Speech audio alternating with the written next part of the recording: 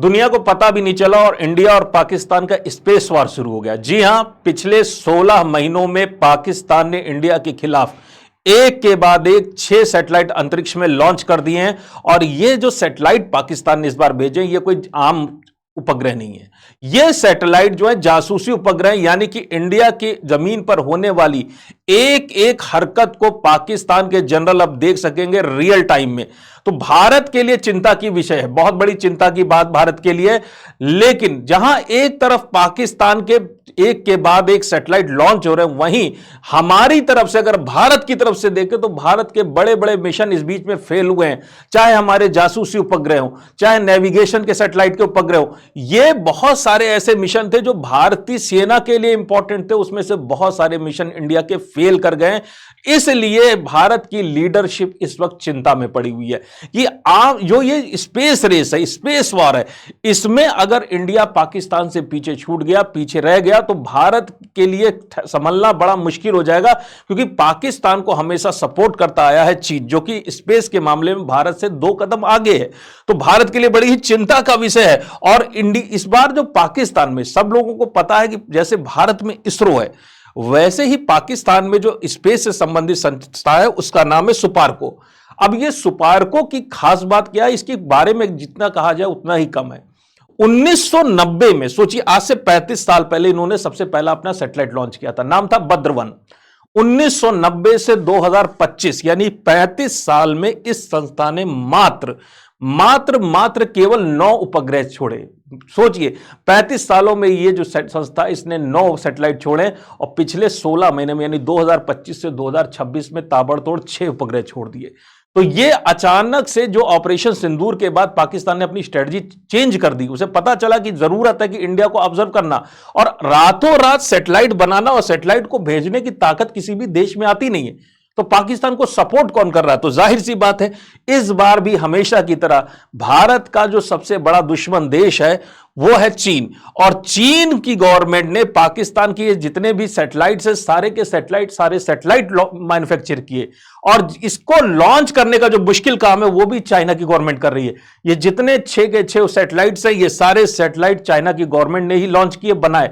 बस इस पर ठप्पा सुपार्को का लगा दे कि भैया पाकिस्तान ने बनाया, बस हमने लॉन्च किया है। अब ये जितने भी सैटेलाइट्स हैं, ये सारे के सारे जासूसी उपग्रह, और एक से बढ़कर एक उपग्रह ये बनाए गए हैं। ये कोई 100, 150 या 50 किलोग्राम वजनी उपग्रह नहीं कि छोटे वाले सैटेलाइट है। इसमें से कुछ सैटेलाइट तो ऐसे हैं जिनका वजन 500 किलोग्राम से भी ज्यादा भारी है। तो ये सैटेलाइट इंडिया की जो जमीन है, भारत की जमीन है, उसकी रियल टाइम में ऐसी ऑर्बिट्स में इनको रखा गया कि मैक्सिमम टाइम ये भारत के ऊपर बने रहे, और भारत की एक एक इंच जमीन जो है उसकी मैपिंग करते रहे। उस पर अगर जमीन पर कोई भी हरकत हो रही है, कोई भी मूवमेंट हो रहा, तो उसका पता रियल टाइम में पाकिस्तान को पता चले।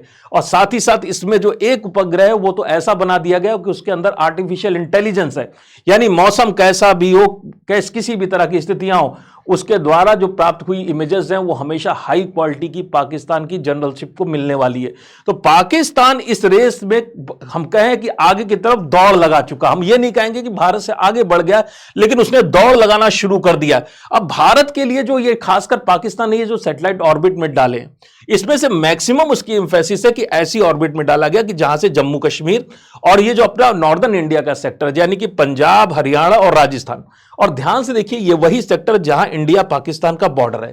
तो पाकिस्तान का सबसे ज्यादा इंटरेस्ट इस वक्त है कि इन सैटेलाइट्स को ऐसी ऑर्बिट में डाला जाए कि कोई ना कोई सैटेलाइट इंडिया और पाकिस्तान का जो बॉर्डर लाइन है, इस बॉर्डर के ऊपर रहे। और ये यहां पर बॉर्डर पर रखने का फायदा क्या होगा?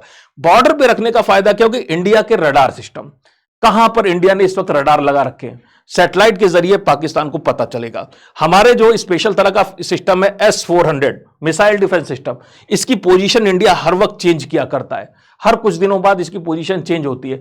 लेकिन पोजीशन, जो नई पोजीशन पर इसको लाकर इंडिया रखेगा, उस पोजीशन पर पहुंचते ही पाकिस्तान को पता होगा कि इस वक्त इंडिया के रडार, इंडिया का S-400 सिस्टम कहां पर है। इंटेलिजेंस के मामले में कहें तो पाकिस्तान में जब से ये सैटेलाइट आ गए, तब से पाकिस्तानी आर्मी की इंटेलिजेंस में अचानक से एक बहुत बड़ा जंप आया है। बहुत सारी इंफॉर्मेशन उसको रियल टाइम में मिलने लगी है, और ये किसी भी आर्मी के लिए जरूरी भी होता है, खासकर कोई प्रोफेशनल आर्मी होती है। लेकिन पाकिस्तान के साथ एक समस्या है, इस इंटेलिजेंस का बहुत बड़ा हिस्सा पाकिस्तानी आर्मी तो यूज करेगी भारत के खिलाफ, लेकिन इसका एक बड़ा हिस्सा जाएगा टेररिस्ट ऑर्गेनाइजेशन को। टेररिस्ट को एकदम लेटेस्ट अपडेट पाकिस्तान की आईएसआई दे रही है इस वक्त कि कहां पर इंडिया की फोर्सेस का जमावड़ा ज्यादा है, कौन कौन से एरियाज ऐसे हैं जहां पर रिलैक्सेशन है और जहां से इन्फिल्ट्रेशन किया जा सकता है, भारत में घुसपैठ की जा सकती है। तो भारत के लिए चिंता के विषय यह है, अगर यही सैटेलाइट चाइना ने लॉन्च किए होते तो हमारे लिए उतनी बड़ी चिंता नहीं थी, क्योंकि चाइना भारत के खिलाफ जैसी भी एक्टिविटी करता, अभी तक उसने टेररिस्ट एक्टिविटी सीधे तौर पर शुरू नहीं की है। पाकिस्तान के साथ तो खुल्लम खुल्ला हमारी टेररिस्ट एक्टिविटीज से हम झेल रहे हैं। तो यहां पर इंडिया पर डबल प्रभाव, जो प्रहार है वो दो तरफ से हो सकता है, एक तरफ से उसकी मिलिट्री इंटेलिजेंस का यूज कर सकती है, और दूसरी तरफ से टेररिस्ट ऑर्गेनाइजेशन है वो भी इंडिया के खिलाफ इस इंफॉर्मेशन का प्रयोग कर सकती है। फिर इंडिया की जो मिलिट्री है, मिलिट्री का इंस्टॉलेशन कहां है, कहां पे आर्मी इस वक्त इकट्ठा हुई है, कहां पे कैंप्स लगे हुए हैं, रियल टाइम में पाकिस्तान को पता चलेगा। भारत के जो एयरफोर्स स्टेशन है, जहां पर हमारे हवाई अड्डे हैं, खासकर किस हवाई अड्डे पे कौन सा प्लेन खड़ा हुआ है, दो तीन दिन के अंदर पाकिस्तान को लेटेस्ट अपडेट मिलते रहेंगे इन सैटेलाइट के वजह से। तो भारत के लिए दिक्कत वाली बात है कि हमारा कोई भी मूवमेंट अब जो है पाकिस्तान से उतनी ज्यादा अच्छी तरह से मास्क नहीं रहेगा, छुपा नहीं रहेगा। तो भारत के लिए चिंता की बात है, लेकिन यह चीज तो होनी ही थी। हमने कैलकुलेट किया था कि अभी इस स्थिति में पहुंचने में पाकिस्तान को 15, 20, 30 या 50 साल लगेंगे, लेकिन चाइना ने चूंकि उसकी मदद की है, इसलिए जो काम करने में उसे 16, 17 या 20 साल लगते, जिस कैपेबिलिटी तक पहुंचने में, वो कैपेबिलिटी उसने 16 महीने के अंदर ही अर्जित कर दी। अब भारत क्या करे? भारत के साथ समस्या है कि भारत के सामने चीन भी है और भारत के साथ सामने पाकिस्तान भी है। ऐसे दो डबल ड्रैगन्स को लड़ने के लिए, इनको मारने के लिए भारत भी पीछे नहीं हटने वाला। उसने भी अपना एक सिस्टम लॉन्च किया, उसने पूरा मिशन तैयार कर लिया, प्रोग्राम लॉन्च है, और भारत का यह प्रोग्राम पूरे 1000 करोड़ नहीं, 2000 करोड़ नहीं, यह प्रोग्राम जो है 27,000 करोड़ रुपए का प्रोग्राम इंडिया लॉन्च कर रहा है, specially made for Pakistan and China. और इस प्रोग्राम के तहत इंडिया कुल मिला के 52 सैटेलाइट भर देगा ऑर्बिट के अंदर। चाइना और पाकिस्तान के खिलाफ ये जो ऐसा इंटेलिजेंस प्रोग्राम इंडिया लॉन्च कर रहा है कि अगले आने वाले 60 महीनों में इंडिया ऑर्बिट में 52 सैटेलाइट जासूसी उपग्रह लॉन्च करने जा रहा है, और ये उपग्रह हाईली कैपेबल सैटेलाइट होंगे। ये उपग्रह किसी भी मौसम में, कैसा भी मौसम है, जमीन पे बिजली गिर रही हो, बादल हो, दिन हो या रात हो, इन दोनों देशों की किसी भी हरकत का पता लगा सकेंगे।